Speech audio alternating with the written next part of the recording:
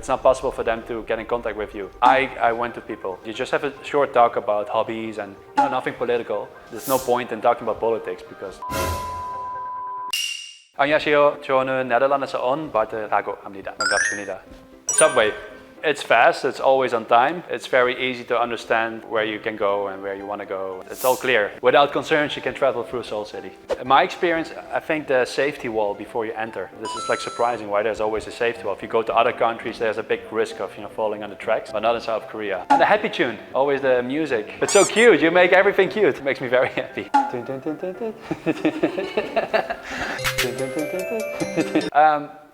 Yeah, besides the Netherlands, I took the subway in North Korea, and that was a special experience. I love the communist art and everything. It's so deep in the ground. So this is in the subway, Pyongyang. I believe this is the deepest subway in the entire world. And there you see a man with a camera, right? So this was the guy who's been filming the entire journey. For 7 days, every day he was filming us. It was a bit weird because it was a bit of an old camera. The point was, I believe, to at the end of the trip to sell us, like a video. They added a video about the journey and they sell it to us. We think that they might use the footage maybe for their own propaganda videos to say, hey, foreigners like to visit Pyongyang, North Korea. But they also sold us the video. It was a very old DVD, who's using DVDs these days. I felt a bit similar with South Korea subways also, the shelters in case of war. So I assume that this has the same function. And it's so weird to see those people, they go out and we foreigners go down and we are all filming everything and they're like, like a zoo, you feel like you're in a zoo a bit. This man, I'm not sure what he is exactly, whether he's police or something. I think he's just a guy in the subway checking who's coming in and who's going out. It's the cheapest subway in the world. It's like 1/4 of an American penny. Like 5-1, And I asked a few of my North Korean friends, only the North Koreans take the subway only when foreigners take the subway. But the North Koreans, my friends say, no, that's not true. They really take the subway. So for me, that was really amazing because I've never seen something this in Western Europe. It's very communist, socialist style.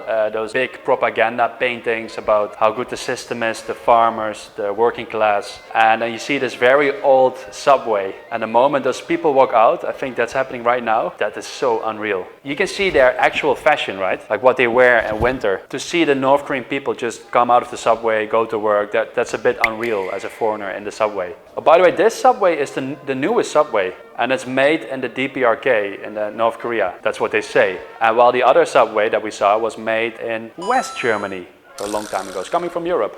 It's not like South Korea. In South Korea, people are on the phone. Some people are on the phone because they do have the smartphone these days in Pyongyang. But once you go out of Pyongyang, and I've seen it as well, there are no smartphones. No, I think it's a Chinese brand. Unfortunately not.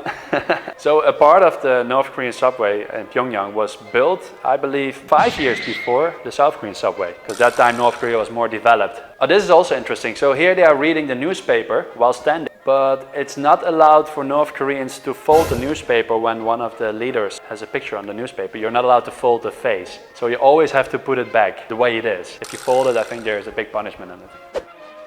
I don't think so. I think you might find it in China, you might find it in Eastern Europe, certain former Soviet countries. I think it's not extremely unique to North Korea. I didn't feel like that. Maybe they're like, oh, I'm so curious what they're doing and who they are and where they're from, but they are just not allowed, maybe, or not, it's not possible for them to get in contact with you. I think they are allowed to talk to us, but there's a risk that we say something sensitive about the regime, the country, or we share something about our country, and then they have that information, and that's dangerous for them. I went to people. If you approach them in Korean, they were less, I think. They're like, okay, so what do you want to know? And then you just have a short talk about hobbies and nothing political. There's no point in talking about politics because you only risk their life, not yours.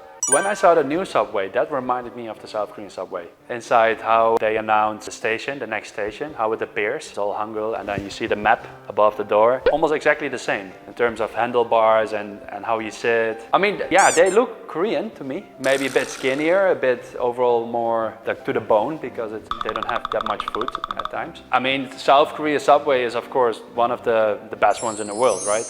But they just have an older subway. I mean, compared to the Netherlands, it's it's not much different though. I think South Korea subway is just exceptionally good and cute and safe, and the others are just more the norm in the world. So they have the more Eastern European look from my perspective, and the Netherlands also is a bit older subway style, like more the New York style. In the Netherlands, no, that won't be the same because people might steal it. It's dangerous. Just don't show your phone, don't leave it, your wallet. People will take it. Some people will take it. I have no clue. It took almost 2 months before it got viral.